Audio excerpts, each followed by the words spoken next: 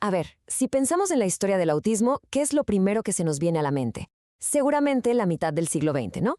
Bueno, ¿y si esa historia que conocemos no está completa?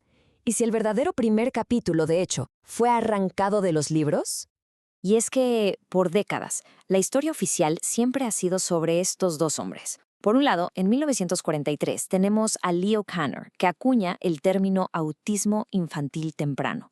Y casi al mismo tiempo, un año después, pero del otro lado del Atlántico, Hans Asperger describe lo que llamó psicopatía autista.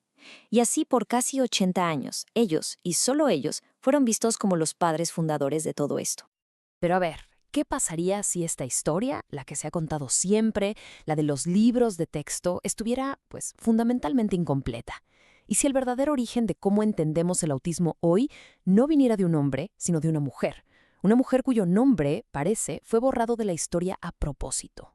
Ok, pero antes de meternos de lleno en eso, repasemos rápido esa versión oficial, la que todos conocemos. La historia de Kanner y Asperger que, vaya, dominó por completo el siglo XX. Tenemos a Kanner, que desde Estados Unidos observó a 11 niños y con eso definió lo que hoy conocemos como el autismo clásico. Y casi al mismo tiempo, en Austria, estaba Asperger, que describió un perfil muy parecido en 4 niños, y con eso sentó las bases para el síndrome que, pues claro, llevaría su nombre.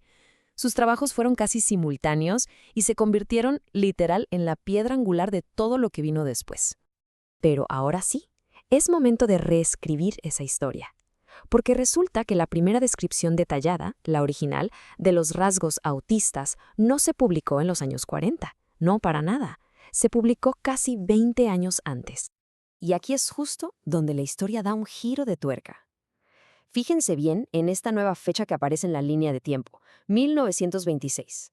Es que en ese año, una psiquiatra soviética, Gruña Sujareva, publicó un trabajo que era revolucionario. O sea, casi 20 años antes que Kanner y Asperger, ella ya había trazado el mapa.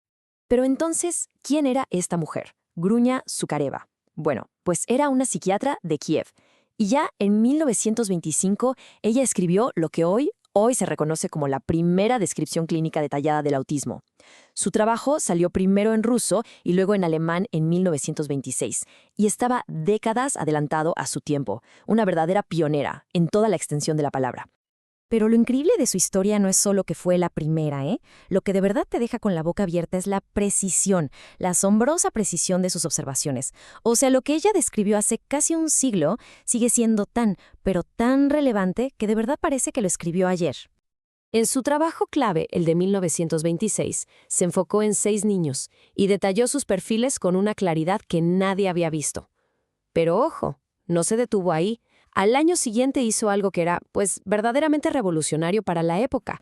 Publicó un estudio enfocado en niñas y notó cómo los rasgos se presentaban de forma distinta. Imagínense, un debate que todavía hoy, casi 100 años después, sigue estando en la vanguardia de la investigación. A ver, fíjense en las características que ella identificó hace casi un siglo. Describió una actitud autista, que es básicamente la dificultad para conectar con otros. También un pensamiento abstracto, una hipersensibilidad emocional muy marcada, inflexibilidad y hasta torpeza motora. Si todo esto suena familiar, es porque, bueno, es que estas son las bases del diagnóstico actual. Es que la conexión es innegable. Lo que ella observó en 1926 es un reflejo casi perfecto de los criterios del DSM-5, el manual que se usa hoy. Por ejemplo, su actitud autista es lo que ahora llamamos déficits en la reciprocidad socioemocional. Su tendencia al automatismo es básicamente la insistencia en la monotonía. Pero es que además describió las anomalías sensoriales, algo que a la ciencia occidental le tomó décadas, en reconocer como una parte fundamental. Y todo esto nos lleva a la pregunta del millón, ¿no? Si su trabajo era tan preciso, tan adelantado a su tiempo, ¿por qué su nombre no lo conocemos como el de Kanner o el de Asperger? ¿Por qué simplemente desapareció de la historia? La respuesta, la verdad, no es nada sencilla. No fue una sola cosa. Fue más bien como una tormenta perfecta, una mezcla de historia, política y prejuicios que al final terminaron por silenciar su legado. Fueron varios factores históricos los que, digamos, conspiraron para que su trabajo quedara en la oscuridad. Para empezar, era mujer en un campo científico dominado por completo por hombres. Segundo punto, era una científica judía, justo en una época de creciente antisemitismo en toda Europa. Tercero, era ciudadana de la Unión Soviética en plena Guerra Fría, y eso aisló su trabajo del mundo occidental. Y por si fuera poco, sus publicaciones estaban en alemán y en ruso, lo que limitó muchísimo que se conocieran en otros lados. Y aquí viene la gran ironía de todo esto. Kanner, Asperger y Sujareva no solo vivieron en la misma época, eran todos pioneros de habla alemana, de la misma zona de Europa. Pero claro, la historia no los trató igual. Las fronteras, la política, la guerra, ellas decidieron a quién se iba a recordar y a quién se iba a olvidar. Por eso, corregir este error histórico es mucho más que poner una simple nota al pie de página en un libro. Se trata, de verdad, de regresarle a Sukareva el lugar que por derecho se ganó en la historia de la ciencia.